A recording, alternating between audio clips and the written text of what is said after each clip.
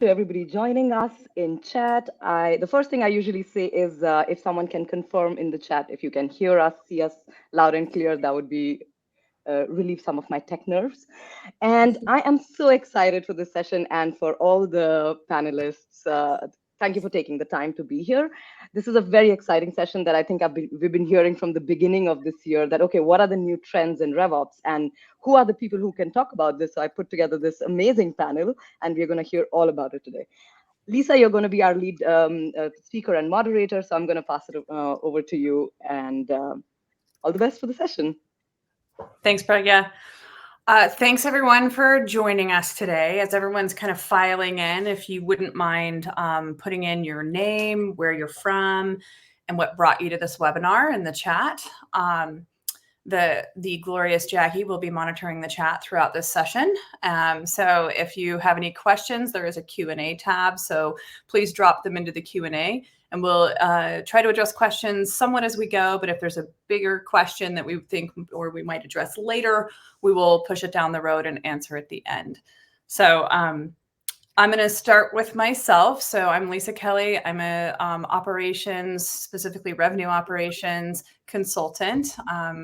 And I'm going to go around the table and everyone can introduce themselves. We'll start with Jackie. I am Jackie Leahy. I was a BDR leader turned accidental admin. I tripped, fell, head over heels for Salesforce in the back end and connecting all the tools. Now I run Activate the Magic.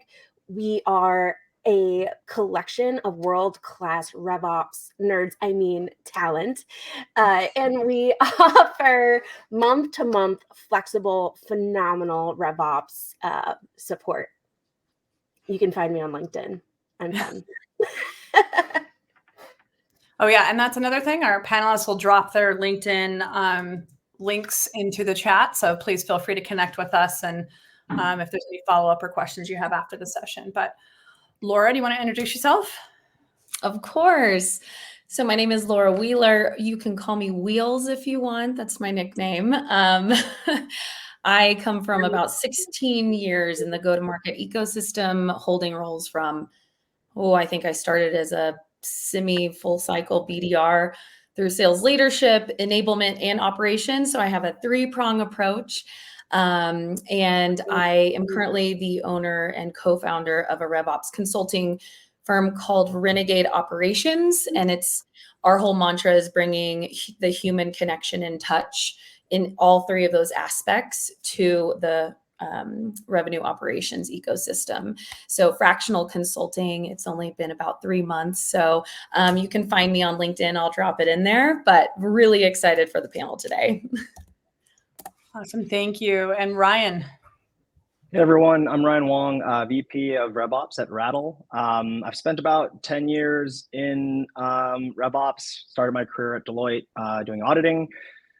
If you haven't heard of Rattle, maybe you've seen the little orange dino on LinkedIn, and that's kind of our brand, and you might have that see that floating around. But we're a tool built for RevOps professionals, so if you want to learn more about how we use Rattle at Rattle, I'm more than happy to chat with you, and I will drop my LinkedIn profile in the chat. Okay, thank you, everyone. Excuse me. I am going to start the presentation. Let's see. And hopefully everyone can see that okay. But this is where you are. So we're going to talk about the top RevOps trends for 2024. So if that's not why you're here, you're in the wrong place. But otherwise, we're going to jump right in. And first, we're going to run through the quick agenda. We already did introductions. We're going to talk about 5 RevOps trends that cannot be ignored in 2024. Some strategic recommendations to help you thrive, and then we'll do open Q&A if we have time at the end. So starting off with the 5 RevOps trends, the first one being AI has arrived. So RevOps is definitely positioned to be one of the major focuses. You're starting to see more and more tools incorporating that AI into RevOps stacks to help streamline our jobs. And I think you're going to expect to see AI powering tasks like lead scoring, churn prediction, and even personalized content creation. However, that comes in 2 ways. That means we're seeing a lot more content being generated, and it's not all high quality. So I think one of the pieces that we've got to watch for is ensuring that we use AI in the right way. So Laura, do you have anything you want to add to that? Yeah, I'd be curious in the chat of those that are attending, who's like where you're at with AI. So I think as a new thing that's kind of this bright and shiny, it's a little bit mystified. And to be quite honest, I was a little apprehensive to kind of get on the trend of AI, because I feel like it's been kind of brewing for the last 4 to 6 years. And hiding behind. And now it is really kind of democratized and made its way into the RevOps world. I think what I'm, very excited about is to help take away more of the mundane things that are happening, in and around our world. I love the idea of AI helping to create content. A lot of what I struggle with in RevOps sometimes is just getting started with something. So how can, I use either AI to help bring an idea, and you're right, dialing back the content, it's not always going to be 100% accurate. But there's also an element of how is it going to really kind of integrate into some of the tools we use, and then how can we show up in the way of monitoring AI integrity within our companies. I think there's a big push for we used to be, or we are, the stewards of our data internally. And so how can we use our data and make sure that it is really accurate so that AI is accurate? Because AI is only going to be as powerful as the inputs that we're giving it.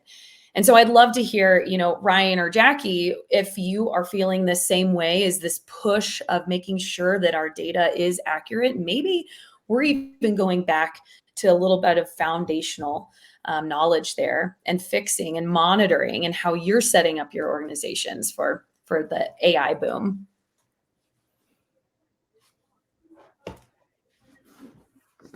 Ryan, I feel like this is Rattle specific. Yeah, yeah, I'll jump in. I was having trouble with the mute button. Apologies. So it's interesting, as you were talking, Laura, I was thinking there's like two ways to think about AI. One is for us personally, right, in RevOps, and then one is for the entire revenue teams, right? Yep. And so it's interesting you were talking about it for yourself, because oftentimes in RevOps, I think we think of everybody else and not ourselves first. And so I've done things even, this is going to sound maybe bad, but I was like, if I'm interviewing someone, hey, what are some great interview questions? Mm-hmm. It just saves me time. Or if we're just building a memo of sorts, like, hey, what are some of the things I should be thinking about? You know them in your head, but to write them down and think through them, sometimes it's easier just to get the template to start off with. So I just wanted to call that out really quickly.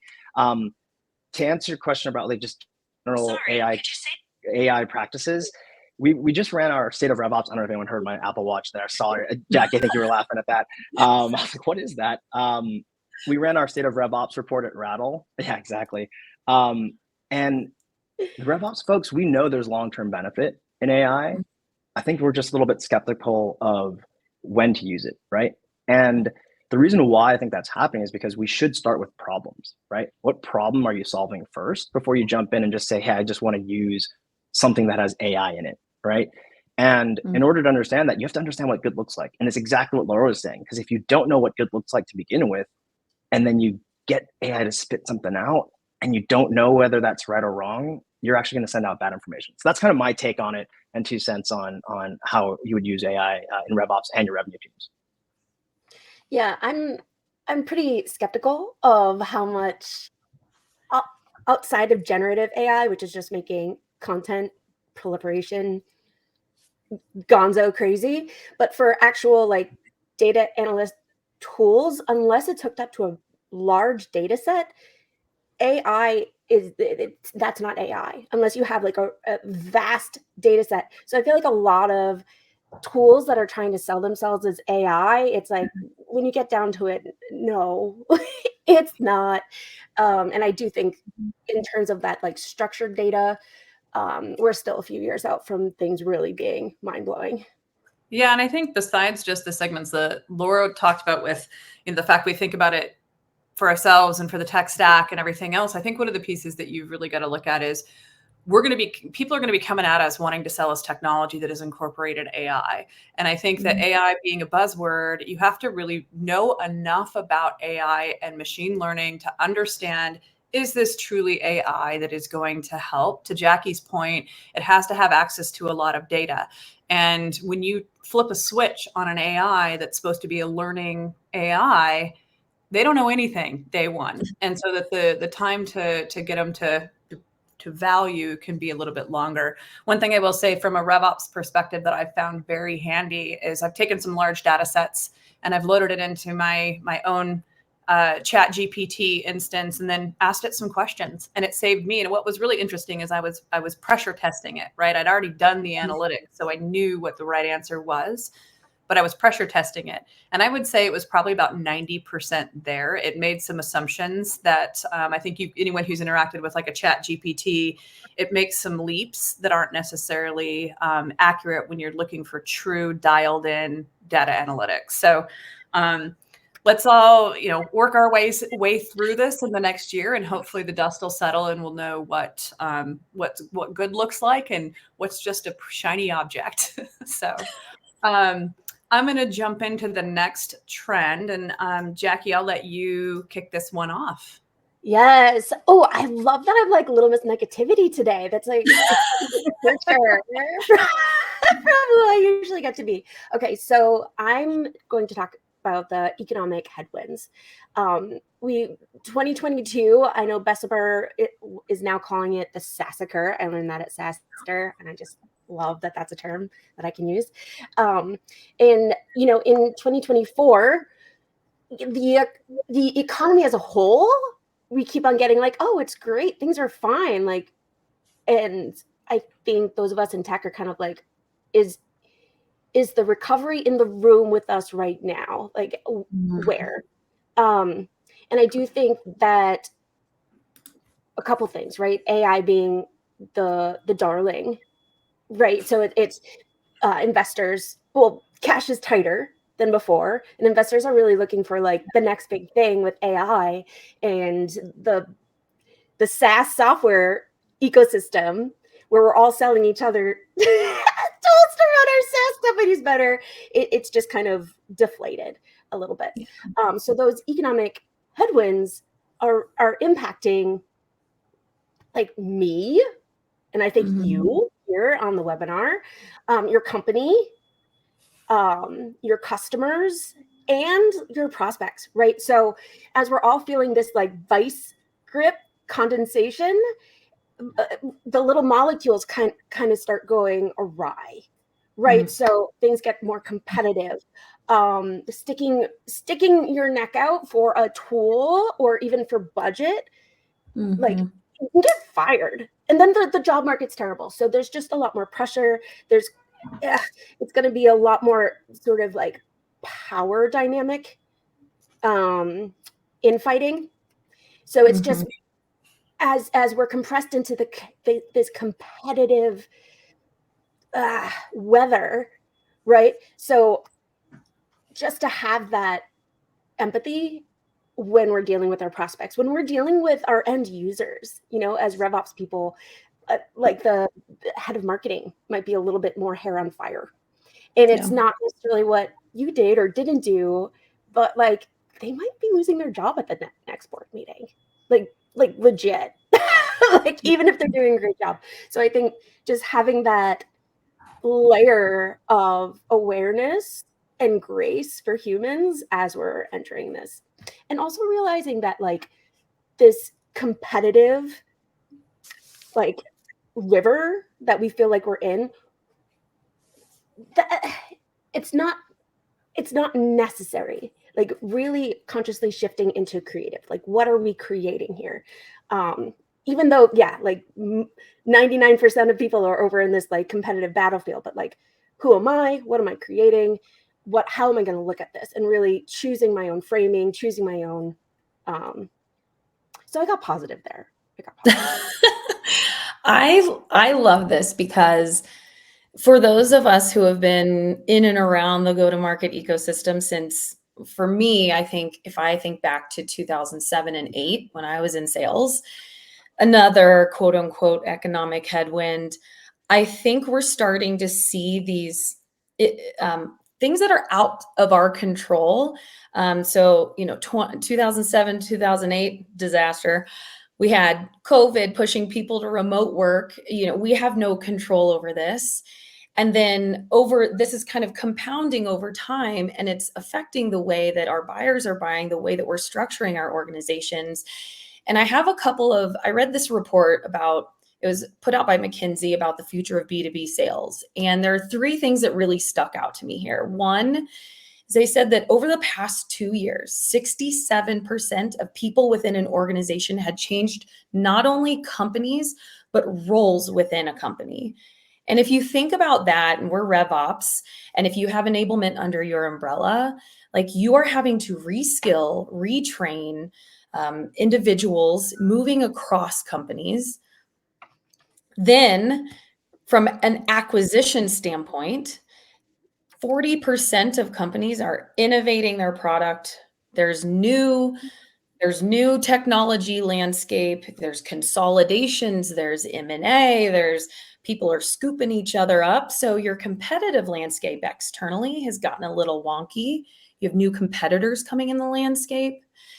And then 50% of people, and I don't know if we have, our salespeople, hopefully we are all tracking this as a RevOps person, but the buying process has gotten more complicated. Our buyers are coming in more educated, and it went 50% higher up within the organization. Decisions are being made, and our buying committees are getting larger. And so we're having to change the way that we think about selling, and we're having to change the way that we're looking at how these headwinds are actually forming some of our revenue operations processes, the way we buy tools, and the way that we upskill and retrain our individuals in our organization. So we have a lot cut out for us. And I don't know if you're feeling well, Ryan. Yeah. I was just going to say, you took the words out of my mouth. I think what you were alluding to is you got to control what you can control. And I know that's just like a cliche term, but it's so true right now. There's going to be all these things happening outside. And at the end of the day, you have to focus on what you can control. And what I think is really interesting about that too is, okay, well, what does that mean? And what is something practical that you can do to gain control? One is you can make sure that you've got extremely tight alignment with your stakeholders. And I'm not just saying the stakeholders who are your revenue leaders, it's even CFO, CEO. What are the biggest priorities at your company, and what KPIs do they care about? If you're at an earlier stage company, maybe they care more about burn right now. Probably we're talking about efficiency, right? Maybe they're talking about CAC. So it may not be the metrics that you're used to measuring yourself against, but make sure that you get that alignment towards what people care about, because you can control that. Then you can use those key priorities and those metrics to have your stories on what you're working on and why it ladders up to those KPIs. Yeah. Do you have a couple of questions in the chat? And they're sort of related, so I'm gonna pose both of them, and we can kind of take it where you really see to go. The first one is, where do we stand on the AI boom, focusing on automating, removing mundane tasks, versus focusing on fancy, flashy things like video generation, AI personas, ... That kind of sounds like the generative versus structured data analytics process. And then the second question says it's for me, but I can share. Given the economic headwind, it makes sense to utilize AI to help identify inefficiencies and find more revenue streams. How would you recommend we think about the AI approach into our day-to-day? So this one, I still have yet to see something that's like, holy cow, this is transformative at a business operation, business strategy level. Other than statistical regressions, and I was doing that on DataFox years ago. But anything that I'm seeing with process automation, it's just automation. It's literally me documenting a process and then building the filters to trigger and the action and testing. What are you seeing? Go ahead, Ryan. I feel like you want to take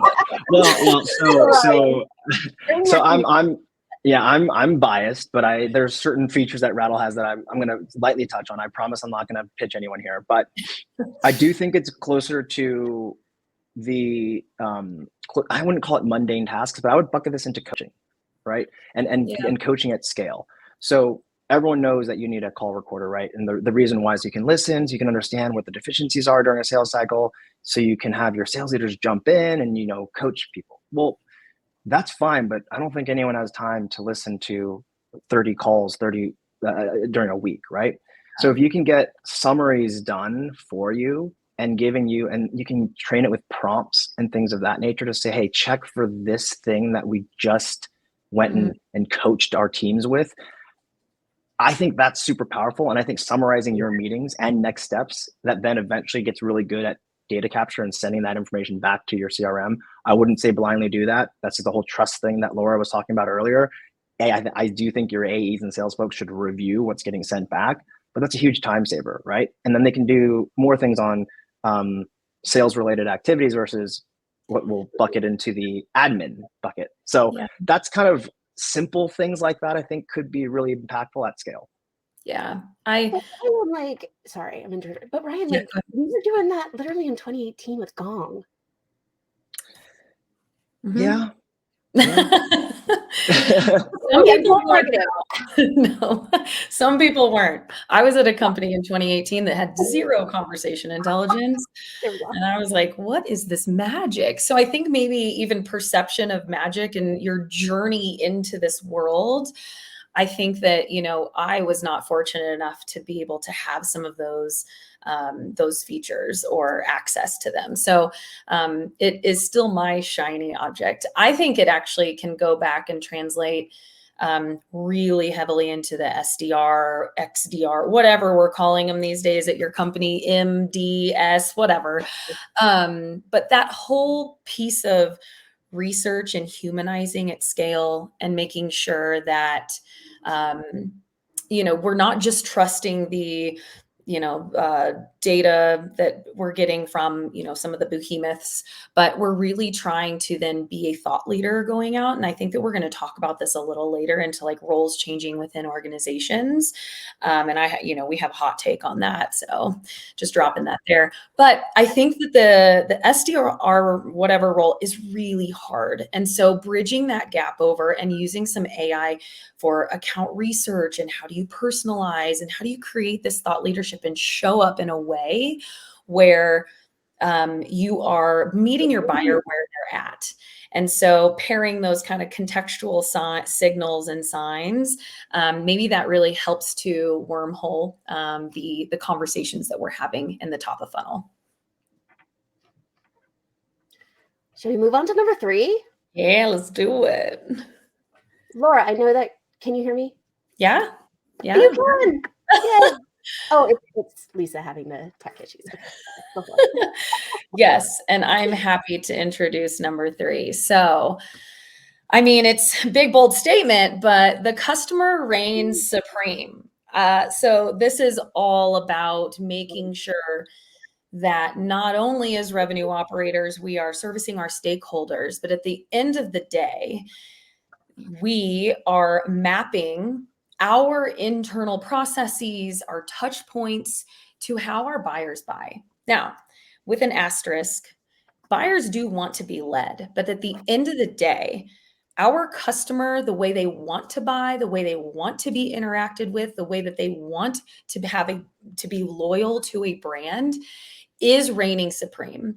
And we are, as we dubbed it in our in our prep for this, we're in a buyer's world. We're in a buyer's world right now, and they have control over how they want to interact. And that is from how they interact with your brand, how they become a customer, the journey that they go on, and then how they become loyal and refer you over. So if everyone on this webinar thinking about the last thing that they bought, not even just a piece of technology, but something that they have bought, and thinking about the journey that they went on. I heard this thing the other day saying, you're never going to go into a Best Buy and say, what is a TV? Like, So why are we building our processes and our messaging to meet our buyer 10 steps behind? And so I'm a big proponent of making sure that our customer journey that we're building internally, from the way that our process is set up, that our tools are automated, that the roles that we have that are supporting our customer are all centric to this, our buyer and those journeys. And then that is going to bring loyalty in the end. And of course, I always have stats. So there are a ton on this that I will drop in there, but I would love your take. Ryan or Jackie, I have no idea if Lisa's audio is back, because I feel think like I'm back. I think yes, all right. Okay, great. So Lisa, well, maybe we can just come back to you. How do you think about how the customer journey reigns supreme, and what are you seeing within the industry? Well, I think it's always been the sales processes and the processes that we use have always had a need to be customer centric, right? You're not like you shouldn't dictate how our customers buy. We should be, meeting them where they are. And I don't think that's changed much. However, I think to trend number 2's the pressure that people are getting there, that demands that we become better at focusing on customer centric methodologies, right? Making sure that we are meeting the needs of our internal champions and giving them things to communicate out, both during a new logo sales process, but also during expansion and renewal. If your first call to a customer is, a month or 2 before they have to renew, then you're caught off guard when they say, "Oh, well, we're not renewing," then I think that there's been something that has gone horribly wrong, right? We should know far in advance. And that's where some of that, telemetry monitoring can be done to look at your install base and be predictive about it. But I think it is very acutely felt throughout the customer lifecycle in 2024. And it's becoming very loud, and it can no longer be ignored. Yeah, I will say this specific area that you're talking about, Lisa, probably I will admit, like the conversational intelligence and Ryan, what you're talking about is getting better and better at, and being able to alert us to what's going on. Yes. Yeah, I think it's a fabulous use case for some of the AIs being able to do that telemetry monitoring. So I think that's an important part. Ryan, anything to add? Nothing other than just to double down on that. I think people tend to buy from people they trust. And so you building that champion across the entire journey with you as a company is really important. So they have that good taste in their mouth and they understand what you're doing. And then they want to tell their friends to go buy it, right? And there's gonna be a lot of noise out there with, is this real? Is this generated by AI? And so I think people are gonna start to question that a little bit. Okay. Should we move on to trend number 4? Let's do it. Okay. Actionable metrics are in. Ryan, I'm going to let you kick this one off. I don't know if they were ever out, but they're definitely in, is what I will say. And I heard this, I think this was 10 years ago, but a joke that one of my colleagues at Salesforce said. They said, "Hey, if I create a dashboard or a report that nobody refreshes and nobody looks at, did it ever exist?" And I just find that to be one of the most true statements of any RevOps person when they're going through getting accurate data, making sure that you have all the insights. And then I think, Lisa, you said this before, but it's like the best and the worst thing is like, oh, that's interesting when you have an insight, but then nobody does anything with it.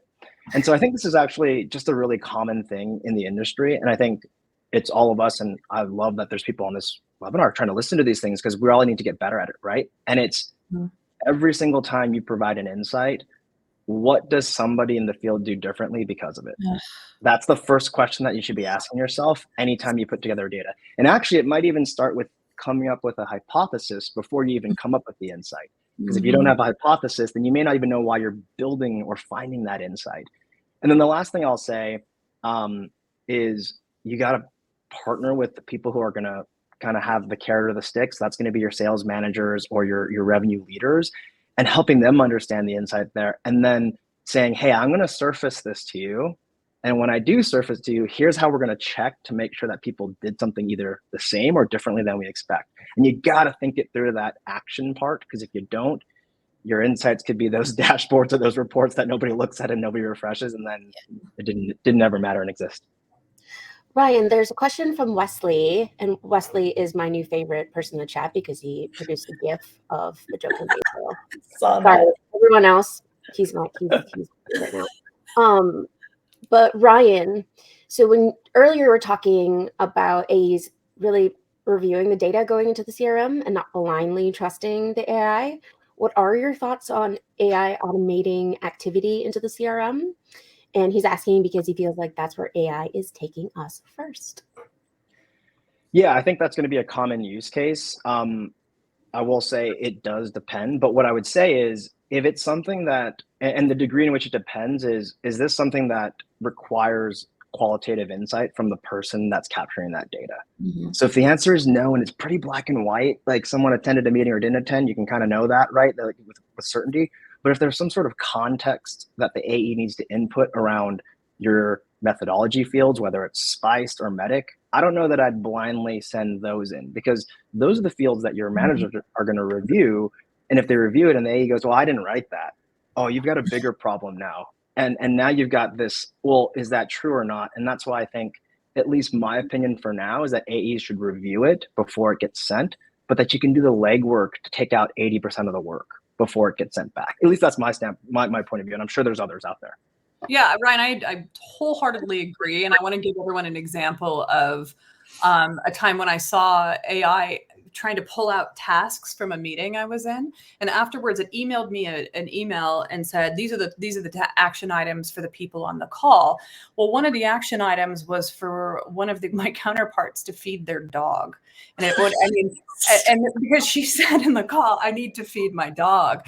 And so it was really funny because I'm like, could you imagine if AI was just automatically putting tasks into Salesforce? They're like, on this opportunity, they need to feed the dog, right? So I think that there's still some gaps there because we're trying to get some conversational intelligence, but at the same time, we chit chat, right? We have conversations about our lives and everything else, especially on casual internal calls. You're friends with the people you're talking to, so not all the tasks that you are distilled from the meeting are relevant or important. So. I mean, we always, as RevOps, we say we want our stakeholders to like live and breathe in the CRM, but maybe not that literally. Or their to-do list are now tasks in Salesforce or something. Oh, that's hysterical. I want to bring us back to the actionable metrics, because one of the things, Ryan, you had said we need to ask ourselves about what action people are going to be taking on.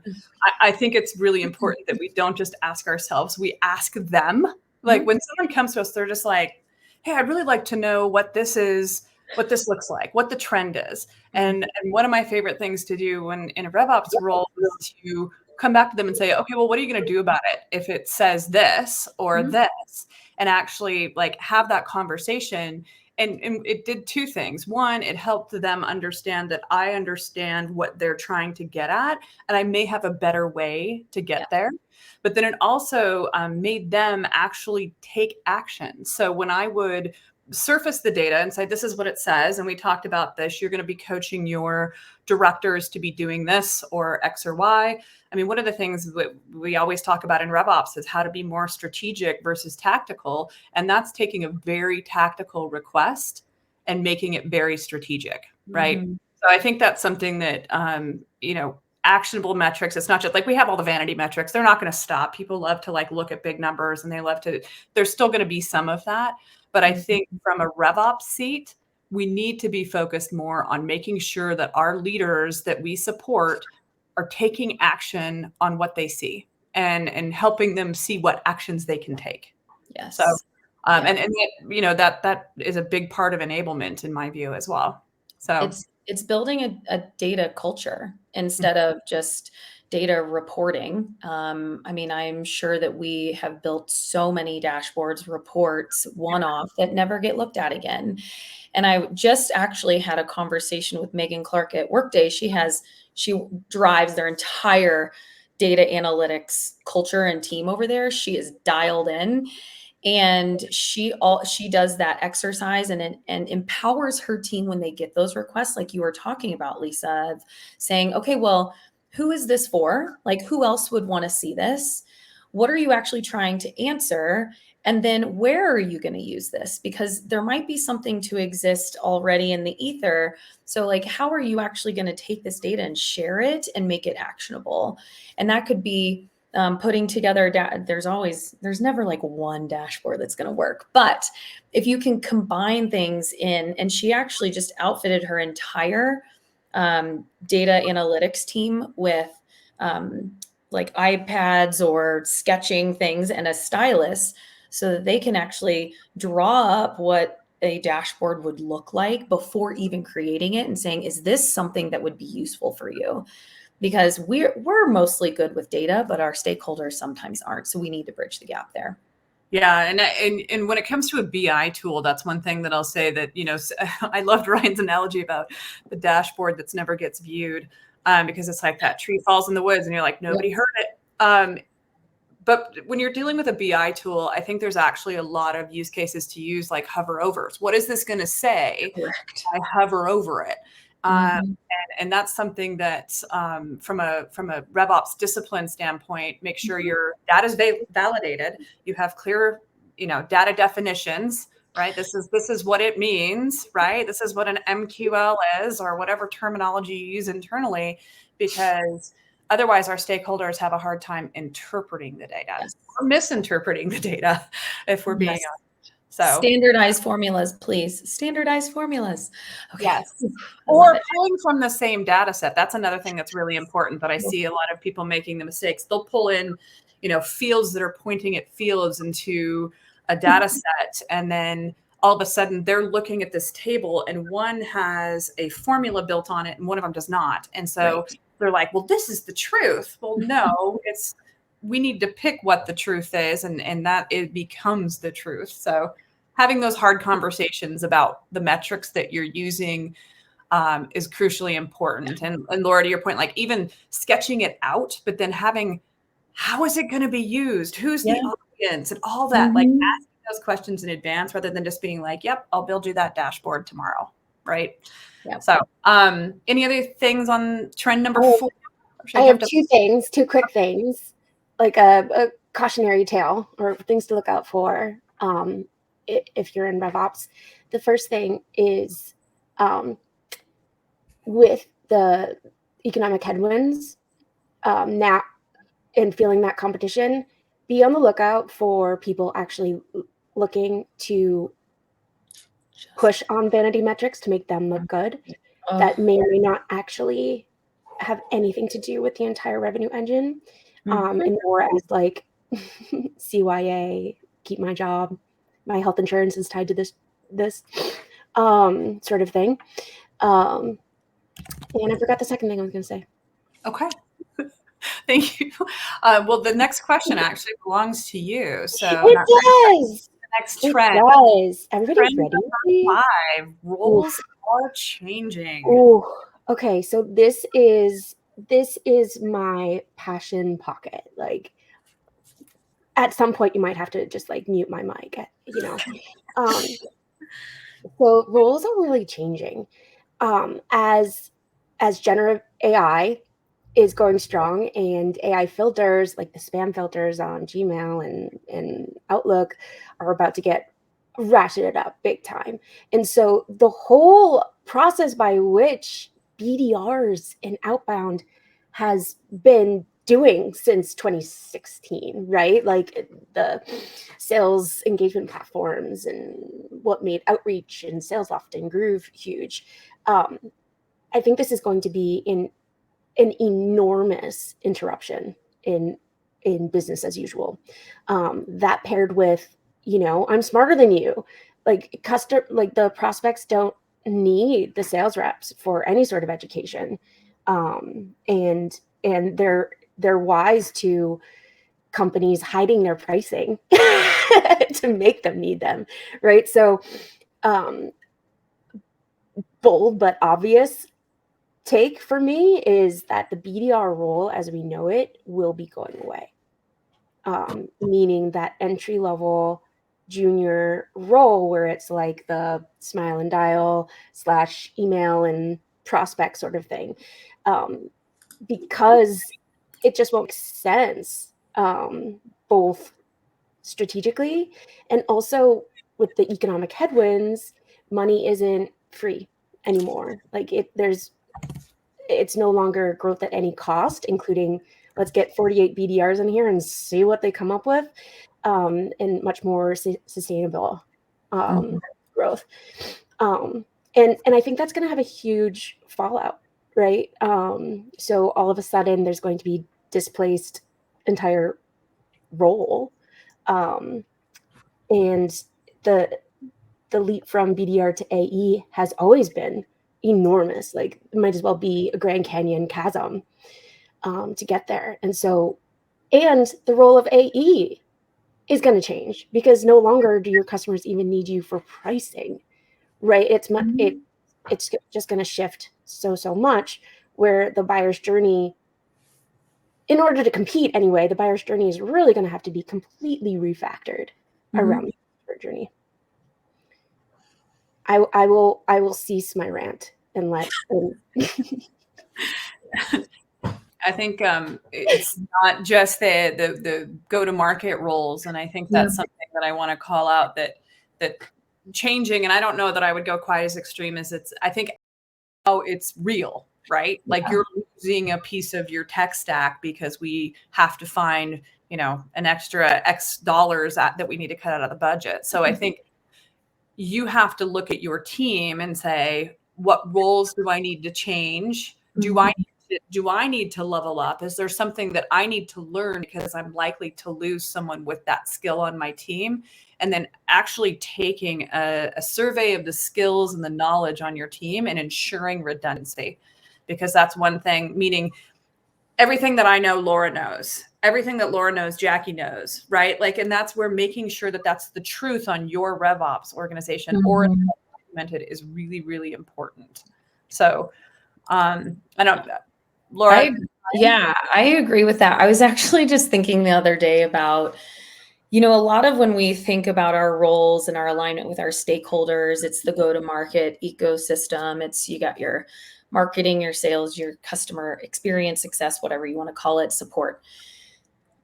I recently thought, and some of us are doing it well, some maybe it's a gap, but our importance of revenue operations and feeding that back to our product team and feeding that back into the way that at a prior company, we used to have this mantra where it said, your role in a company is two things. It's either you build it or you sell it.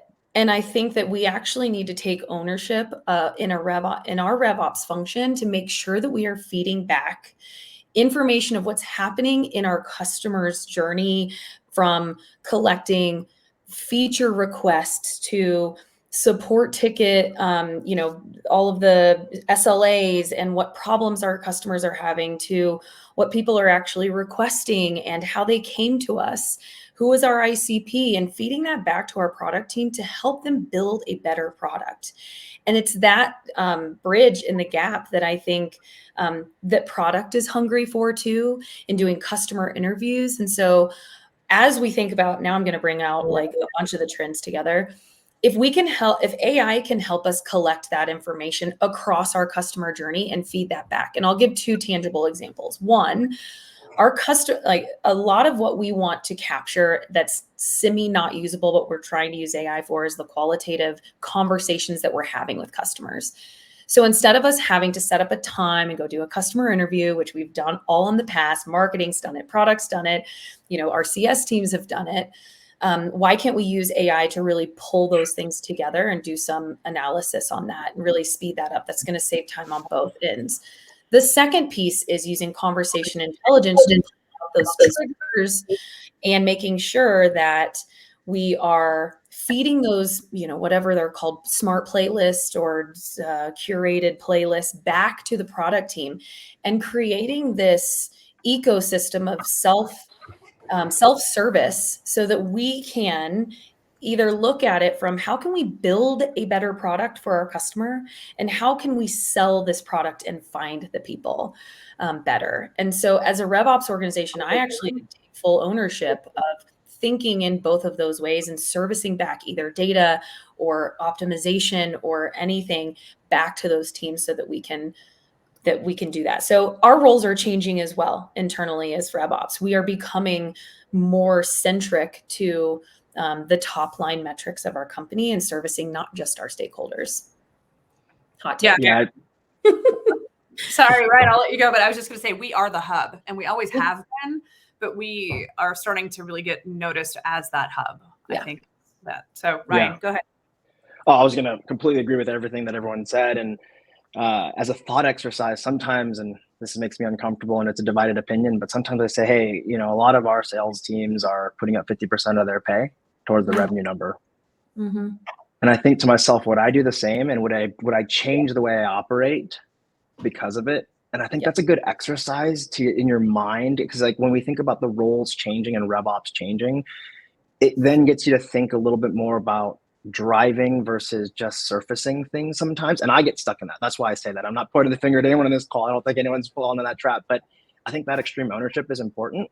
So that's one thing I wanted to call out. And the second thing is, I think it's, especially with all the trends that we're talking about here and roles changing and AI and economic headwinds, et cetera, I think that everyone needs to practice communication. And what I mean by that, how do you storytell with the data that you just have? And how much time do you spend on the data accuracy and the data insight versus how you're going to go tell a story? And if you don't spend the time and you're not spending as much time on what story you're telling, I think that's something that you should think about and spend more time there, because I think that's actually going to help you sell your data and then actually drive more change. Okay. Well, let's jump into the recommendations this time. So we've talked about a ton of things, and I will say the trends that we've talked about in this session are not necessarily new trends. They're continuing trends, and they're probably the most impactful trends on 2024 for revenue operations professionals. But there are some things you can do about it. And I'll start off by saying, take a step back, see the forest through the trees. You know, to Ryan's point just a minute ago, we have to truly take that ownership and take a step back. We are very close to the reactor, if not being part of the reactor. And so when we look at our entire revenue life cycle, what do we need to do to be better, to win, to improve, to optimize, whatever it is? You have to take a step back and look at that total holistic picture, because I think we oftentimes will be hyper-focused in a segment of the business. We have a problem. The CEO comes and says, we have a problem. We're not converting enough at this stage. And so we just kind of dive in and hyper-focus on that part of the sales cycle. But we lose sight of the forest as we're looking at the trees. So I think it's really important that we look at our organizations that we support holistically. Anything to add on that one? +1. I'll add, don't feel bad if the things that you're assumed to know, you don't know. So something that I ran into when I was in-house was, actually everyone has a different definition for what ARR is. What? And there I was, like, oh, I thought everybody knew, and I thought I knew. And actually, like, a data dictionary and just those very simple, like, how would we calculate churn? In theory and like in literal fields, and what is the formula? And really taking a step back, and it takes a little bit of bravery, right, to look stupid or ask a question that might seem like you don't know what you're doing, and it's like nobody does. And so really taking a step back and seeing what's going on. Dania is asking, how do you communicate that back to the CEO to take a step back? I think one of our strategic recommendations will actually help with that. I think number 3 will. So let's address that one when we start talking a little bit about our journey. But the next strategic recommendation is to get alignment, looking at where you need to build relationships, learn more, and gain more influence. To Jackie's point earlier about, we don't know everything, but there are things that we can look at ourselves and say, we need to learn this. I need to expand that. So Ryan, I'll let you take that one. Yeah, so I got this from a mentor a few years ago, and before you do anything and take action, right? Because I kept talking about action, so I want to take a step back now. Like the first strategic recommendation is there's these basic 3 A's that you should always have. The first one is awareness, the second one is alignment, and then action. So the awareness piece is, does everyone understand why we're doing this? Yeah. Why is this important? What's the reason why we're looking into it? What do we expect the outcome to be? And once you get that on the table, well, the second piece is, does everyone agree? And if people don't agree, well, we can't go to action yet. And I think sometimes we just want to move fast. Like we just got to go. But I think, and I'll just be brief here, you've got to get the awareness, alignment, and then action. And if you, and the other thing to Daniel, your question, I'll just say a joke here. It's like, someone told me this once also. It's like, if your CEO asks you to do something, you really have 2 options. You either convince them not to do it or you do it. So we'll talk about the strategy to convince them not to do it, but there's not a third one, and just not do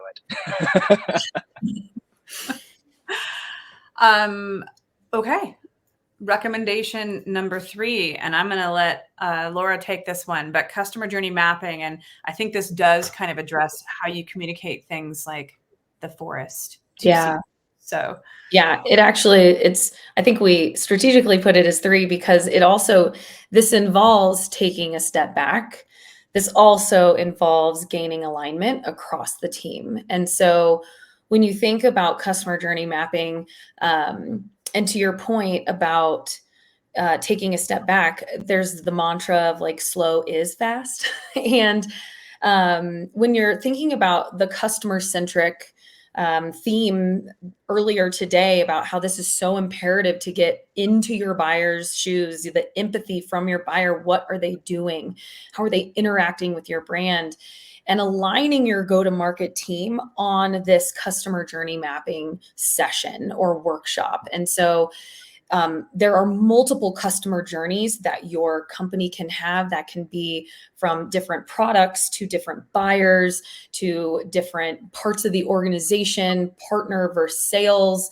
But the key thing that this does, when you are actually mapping out the customer journey, you select which customer journey you're mapping out and all of the key stakeholders that are touching that specific customer. And I did this recently with a client, and it was actually the first time they had, stumbled into a high ARR, but they needed to take a step back to move forward. And by aligning all of their go-to-market leaders into this room and mapping out each and every touch point at the phase and journey of their buyer, built empathy not only for what their buyer was going through, but it started to unfold of the empathy from each one of the go-to-market teams. We might assume that our go-to-market leaders are so aligned and in tune as we might be with them, but our job is also to connect that vision across. And so it was a really wonderful session that we had. And the outcome there was twofold. So not only the empathy that was built, but the second piece was, now as an operation, this is your revenue roadmap. Now you can go in and start to look at where that friction might be, where you can start to build efficiencies, where metrics can start to measure your quote unquote leaky funnel and start to identify benchmarks that's going to help optimize this customer journey. So it's not only for our buyers and our go-to-market stakeholders, but it's also for us as an operations team to see that roadmap and to optimize against it. Yeah, absolutely. And one thing I have been on the customer journey adventure in many companies, and I will say that sometimes people can start making it look like an internal process map. And the key word to what Laura said is touch points, your customer touch points. What are they seeing, feeling, experiencing at this stage of the process? So the customer, Jackie just said the customer journey. But yes, it's true. But I do think, I love a good, process map. So, but I think it's more focused on those touch points. So I'm going to jump in and turn this one over to Jackie. We've talked about AI kind of throughout this call, but I think it's really important that we learn what AI is and what it isn't. So Jackie, I'll let you take this one. Yeah, let me burst your bubble. That's why we chose you, Jackie. I tended to talk at SaaStr with Mark Roberge, and he kind of made it all make sense for me that we really still are 5 to 7 years out from the true AI disruption. Just kind of like the initial tech bubble burst in 2000, and it was really not until 2009, 2010 where we really got that renaissance where it actually interrupted things. And so that's sort of where we are right now. And if you are looking to get into AI as this is the ticket I'm betting on, bet on something that has a huge access to the data, and a use case that is small enough that won't get taken over by Google, and really double down on that. And as that gets better, you can kind of expand your reach. But chill. Yeah, I think to your point, it's a great time to be working on your data integrity, because I think that is going to be if you don't want to be looking at implementing an AI anything and then come to find out that your data is crap. So focus on your data integrity right now so that you're ready when it happens. So just chill. Man, I wish I heard that earlier. Man, I feel so much better now. Okay, Ryan, our last strategic recommendation for this session is stay in touch with the industry. What are your thoughts on that? Yeah, I mean, if you're on this webinar, that's one of the ways. So continue to attend webinars. I would say a few things. One is stay curious. I think, and keep asking why. I think that's really important. After you stay curious, so look at what other folks are doing. Join Rev Genius, join other communities. And shameless plug, we've got a State of RevOps report from Rattle that just came out as well. So look at these different State of RevOps, because they'll aggregate responses from hundreds of people and then distill it down for folks. So it's not just ours. There's other ones as well. There's some great ones out there. But to simplify, and as I chill over here, just stay curious. That is the best thing you can do. Yeah, and carve out time for it. Make sure that pay attention. I think it's hard to distill down what's noise versus what's important and relevant. And so I think I've found that, finding a handful of key people to follow. I mean, I like Laura and Jackie and Ryan's posts that you see on LinkedIn. I think, they're kind of pointing at different things that are happening in the industry, opinions, finding people that you can connect with that are in the industry to get what you do is also equally important. But those benchmark reports, I soak those in like crazy. I love them. And I think about, how does my company or the organizations I'm supporting, because typically I'm working with a handful of clients simultaneously.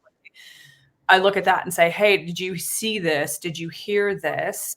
And it gets them thinking about ways that they can further optimize. So stay in touch with the industry, because and I don't just mean the technology. I do mean the technology, but I don't just mean the technology. You've got to understand new features that are being added to your internal tech stack. You could not possibly be expected to keep track of everything. But I think knowing where it's going, because I think what we're going to see, and we didn't have this as one of the trends, but we're seeing a lot of platform consolidation, right? So you're seeing more and more of that. And I think we'll continue to see that. And there's some really interesting things going on within private equity that is forcing some of the technology consolidation because of some of the economic headwinds. So there's a macro picture out there that you start to really see when you stay in touch with the industry. And I would encourage you to make sure you carve out time for that. But we are at time. Thank you so much, everybody, for joining us today. Really enjoyed our conversation. Ryan, Jackie, Laura, you're absolutely brilliant. Thank you so much for taking the time. And, we'll probably see a lot of our attendees. And please, like I said, stay in touch with us. And that's it. Thank you so much. Awesome. Thank you, Lisa, for moderating. This was great. Unsung hero. Yes.